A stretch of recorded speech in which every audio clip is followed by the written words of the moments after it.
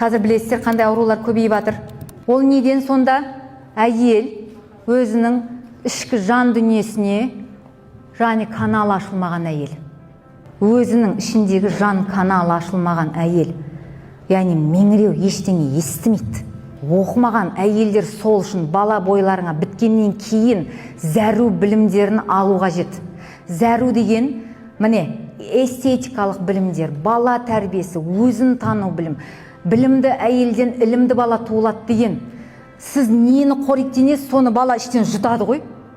Сіз не жейсіз, соны жұтады. Сіз қандай информация кіргізесіз, соны бала алып шығады ғой. Сол жерден бастап үйренші араб тілдерін болсын, қандай ғаламаттан, элементарный Европаның білім, сол бала соны алып шығады.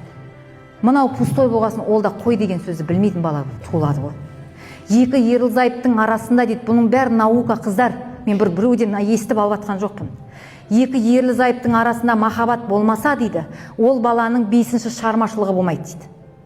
Творчествомен туылмайды дейді. Өйткені ерлі-зайыптың арасында бір-бірінен толыққанды сезім жоқты. Хауас сәлемсіз деген бала осы. Абайдың 31-ші қара сөзі.